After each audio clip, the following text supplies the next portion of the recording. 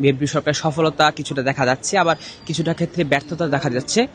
সরকার আমার কাছে মনে হচ্ছে যে এখনো পর্যন্ত নতুনই আছে, তারা এখনো পর্যন্ত ভালোভাবে সবকিছু গুছায় উঠতে পারে নাই। তবে সরকারের লাস্ট যে বাজেট ঘোষণাটা করলো, প্রায় 15 বছর পরে বিএনপি ক্ষমতায় এসেই প্রথম যে বাজেটটা তারা ঘোষণা করেছে সেটা আমার কাছে মোটামুটি ভালোই লেগেছে। আর যদি বলি যে বিএনপি সরকারের যে আপনার প্রশাসনিক যে দক্ষতা, সেখানে একটু গ্যাপ আছে। আমরা দেখছি যে সারা দেশে খুনের পরিমাণ বেড়ে গেছে। কিছুদিন আগেও আপনি দেখবেন যে অটোর মধ্যে গুলি করে হত্যা করা হয়েছে এক যুবদল নেতাকে। পরবর্তীতে দেখা গেছে যে নিউজে এসেছে যে ওই যুবদল নেতাকে হত্যার সাথে জড়িত প্রায় প্রত্যেকেই বিএনপির সাথে জড়িত। Lily whipped shea mystic glowing body wash, secret to ultimate glow. নতুন সরকার যেহেতু 4 মাস হয়েছে এবং কিছুদিন আগে বাজেট দিয়েছে, এখন বাজেটটা প্রায় অনেক বছর পর, বিএনপির প্রায় 15 বছর পর হয়তো এই বাজেটটা দিয়েছে। এখন আশা করি তারা গুছাই নিবে। হয়তো 4 বছরে কিছু আসলে জাজ করা যায় না। একজন সাধারণ নাগরিক হিসেবে আমি 4 বছরে একটা সরকার থেকে কি জাজ করব? এখন আমি আশা করতে পারি যে যত সময় যাবে তত হয়তো ভালো করবে বা যাই করবে আর কি। কিন্তু আমি বলতে চাই যে নিরাপত্তা নিয়ে যে আমরা দেখতে পাইছি যে ইন্টারিম আমলে অনেক মব ভায়োলেন্স হয়েছে, অনেক মব সহিংসতা হয়েছে, কিন্তু যখন আমরা নতুন সরকার গঠনের পর দেখছি যে সংসদে সালাউদ্দিন আহমেদ আমাদের মাননীয় স্বরাষ্ট্রমন্ত্রী বলেছিলেন যে আর মব কালচার হবে না, কিন্তু এখনো কিন্তু আমরা দেখছি বিভিন্ন জায়গায় খুন হচ্ছে, তারপর সন্ত্রাসী কার্যক্রম হচ্ছে। মব কিন্তু এখনো চলমান রয়েছে।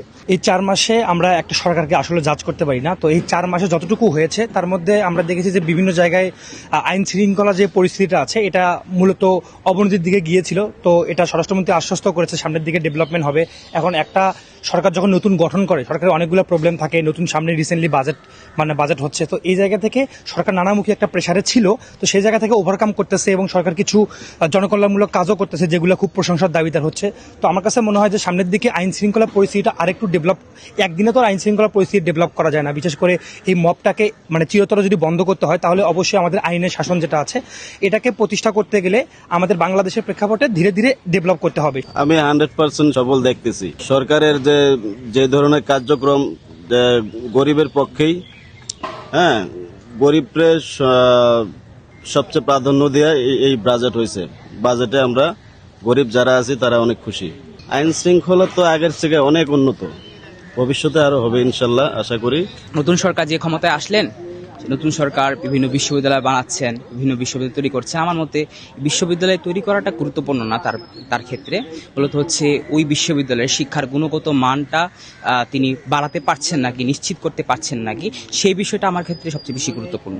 4 মাসের মধ্যে যদি হচ্ছে বিশ্ববিদ্যালয় বানানোটা গুরুত্বপূর্ণ না, আমার কাছে মনে হয় যে ওখানকার শিক্ষার গুণগত মানটা নিশ্চিত করা তার পক্ষে গুরুত্বপূর্ণ। বিএনপি সরকারের সফলতা কিছুটা দেখা যাচ্ছে, আবার কিছুটা ক্ষেত্রে ব্যর্থতা দেখা যাচ্ছে, কারণ কিছু কিছু ক্ষেত্রে তারা ন্যায় বিচার নিশ্চিত করতে পারছেন না। গত সরকারের তুলনায় বিএনপি সরকারের ক্ষেত্রে আমি যেটা লক্ষ্য করেছি, আইন শৃঙ্খলা পরিস্থিতি ভালো, সিকিউরিটি ফিল করছি রাস্তায় যেতে। আগে জিনিসটা ভয় পেতাম একটা, এই চুরি হচ্ছে, এটা হচ্ছে, মব হচ্ছে, আসলে এগুলো হয়েছে। তো এখন আমি ফিল করি যে আইন শৃঙ্খলা পরিস্থিতি, রাস্তাঘাটের পরিস্থিতি ভালো। হ্যাঁ, 4 মাসে অনেকটাই আইন শৃঙ্খলার পরিস্থিতি উন্নত হয়েছে দেশে, আমি মনে করি। অন্যান্য সব দিক থেকে বলতে গেলে স্পেসিফিক বললে জিনিসপত্রের দাম বাড়ার কারণে তো মূল্যস্ফীতি বেড়েছে, পরে মানুষের ক্রয় ক্ষমতার বাইরে চলে যাচ্ছে সবকিছু, এটা একটা কনসার্নের বিষয়।